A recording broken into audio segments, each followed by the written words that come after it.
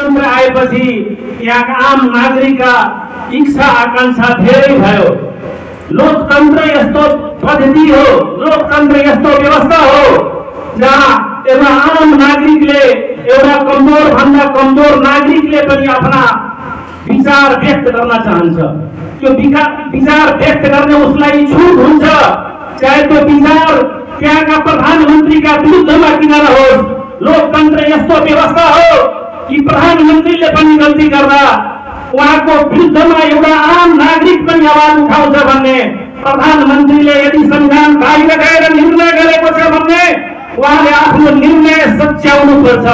यदि उहाँले सच्याउनु भएन भने सम्मानित अदालतले पनि सच्याइदिन्छ। एउटा नगर प्रमुख, एउटा सांसद, एउटा मन्त्री धेरै ठुलो कुनै व्यक्ति भएन।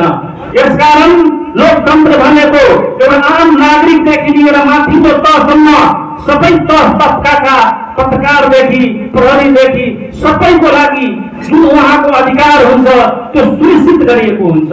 सबैले आफ्ना अधिकार भित्र बस्नुपर्छ र सबैले आफ्ना कर्तव्य पालन गर्नुपर्छ। तब गएर यो लोकतन्त्र सफल हुन्छ, आम नागरिकले पाएको अधिकारको सदुपयोग हुन्छ। यसै सन्दर्भमा आज हामी यहाँ नगरसभामा उपस्थित भएका छौँ। आज यो प्रभा नगरपालिका विगतका 6 वटा गाविस मिलेर यो प्रभा नगरपालिकाको स्थापना भएको थियो। प्रभा नगरपालिकामा 6 वटा गाविस मध्ये 4 वटा गाविसमा माध्यमिक विद्यालयको स्थापना भएको थिएन। तर हामीले चुनावी निर्वाचनको घोषणा पत्रमै भनेको थियो हामी निर्वाचित भएपछि सबै गाउँमा एउटा माध्यमिक विद्यालयको स्थापना गर्छौं र त्यस अनुरूप आज हामी पहिलो चरणमा नै हामी 6 गाविसमा एक-एकवटा माध्यमिक विद्यालयको स्थापना गरिसक्यौं। त्यसपछि यो हामी प्रत्येक गाउँमा राम्रा वृक्षारोपण गरेका छौं, राम्रा बाटो निर्माण गरेका छौं, नाला निर्माण गरेका छौं। देशभरिमै दावाका साथ यहाँ पत्रकार साथीहरू हुनुहुन्छ, देशभरिमै सबभन्दा बढी कृषिको लागि हामीले बोडित किसानहरूको लागि जडान गरेका छौं।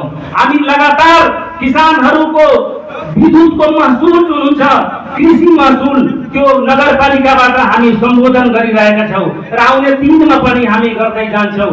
हामी दावाका साथ यहाँ भन्छौं पत्रकार साथीहरूलाई, देशभरिमै प्रभा नगरपालिकाले शिक्षाका भौतिक पूर्वाधारहरू बढी निर्माण गरेका छन्। प्रत्येक वडामा वडा कार्यालयदेखि लिएर यो प्रशासकीय भवन जहाँ हामी आज उद्घाटन गरिरहेका छौं, जुन मञ्चबाट हामी बोलिरहेका छौं, त्यहाँ सम्पूर्ण एउटा सिंहदरबार जस्तो 2 बिघा जग्गा खरिद हामी